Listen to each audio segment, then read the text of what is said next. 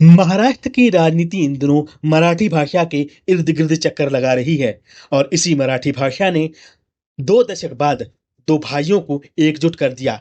जी हाँ, बात उद्धव ठाकरे और राज ठाकरे की हो रही है। दोनों ठाकरे भाई जिनके रास्ते करीब 2 दशक पहले अलग हो गए थे, अब फिर से एक साथ नजर आने लगे हैं और यही बात महाराष्ट्र की राजनीति में हलचल मचा रही है। दरअसल मुंबई के वर्ली इलाके में एक बड़ी रैली की गई। कहा गया कि ये रैली मराठी भाषा और मराठी अस्मिता को लेकर है, लेकिन असल में ये रैली सिर्फ भाषा की नहीं थी। ये ठाकरे परिवार की टूटी कड़ियों को जोड़ने की कोशिश भी थी। मंच पर राज ठाकरे और उद्धव ठाकरे एक साथ थे और 30,000 से ज्यादा लोग ये नजारा देखने पहुंचे थे। लोगों ने देखा भी और महसूस भी किया कि दोनों भाई साथ आए तो शिवसेना फिर से मजबूत हो सकती है। साल 2006 में जब राज ठाकरे ने शिवसेना छोड़कर अपनी अलग पार्टी एमएनएस बनाई थी, तब से ही दोनों भाई आमने सामने थे। एक ने कांग्रेस एनसीपी के साथ गठबंधन किया तो दूसरे ने कभी बीजेपी की तारीफ की, कभी आक्रामक हिंदुत्व का कार्ड खेला। लेकिन 2024 के विधानसभा चुनाव में दोनों को करारा झटका लगा। नतीजा ये कि अब दोनों को लग रहा है कि लड़ लड़ के कुछ नहीं मिलने वाला, अब साथ चलने में ही भलाई है। राजनीति के गलियारों में दो तरह की चर्चाएं जोरों पर हैं। पहली, क्या दोनों ठाकरे भाई फिर से एक हो जाएंगे? क्या एक ही शिवसेना का नारा दिया जाएगा? दूसरी, अगर एक होना मुश्किल है तो क्या मनसे और शिवसेना उद्धव गुट मिलकर चुनाव लड़ेंगे? वैसे एक होना इतना आसान नहीं है। दोनों की राजनीतिक शैली अलग अलग, सोच अलग अलग, संगठन पर पकड़ भी अलग अलग। लेकिन राजनीति में कोई भी दरवाजा हमेशा के लिए बंद नहीं होता।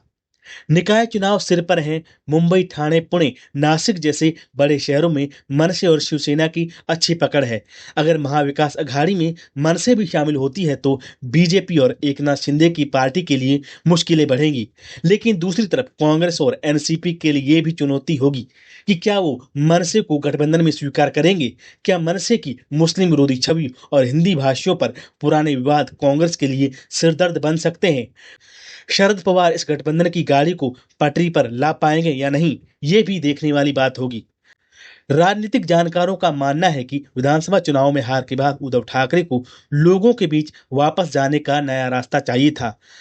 वहीं राज ठाकरे की राजनीतिक जमीन भी खिसक रही थी। ऐसे में दोनों भाइयों का साथ आना एक नई राजनीतिक ऊर्जा पैदा कर सकता है। ठाकरे वर्सेस ठाकरे अब ठाकरे प्लस ठाकरे बन सकता है। लेकिन सिर्फ एक मंच साझा कर लेने से बात नहीं बनेगी। असली चुनौती एक मंच से एक मत यानी वोट तक का सफर तय करना। अगर ये प्रयोग सफल होता है तो शहरी इलाकों में बीजेपी और शिंदे गुट को सीधी टक्कर मिल सकती है। हालांकि अजीत पवार की ताकत ग्रामीण इलाकों में है, इसीलिए वहां बड़ा असर नहीं दिखेगा। लेकिन मुंबई, ठाणे, पुणे जैसे शहरों में समीकरण जरूर बदल सकते हैं। कुल मिलाकर महाराष्ट्र की राजनीति में नया मोड़ आ सकता है। ठाकरे परिवार फिर से साथ आता है या नहीं, ये वक्त बताएगा। लेकिन इतना जरूर है कि ठाकरे वर्सेस ठाकरे की लड़ाई ने अब लोगों में ठाकरे प्लस ठाकरे की उम्मीद जगा दी है। लेकिन राजनीति में संभावनाएं कभी खत्म नहीं होती। यहाँ हर दरवाजा खुल सकता है और हर राह भी बदल सकती है।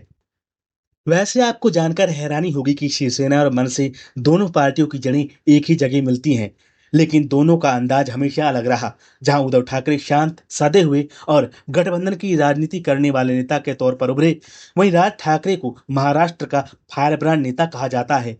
राज की भाषण शैली, उनकी आक्रामक भाषा और आक्रामक स्टाइल की सभाएं लोगों में खूब चर्चा का विषय बनती हैं।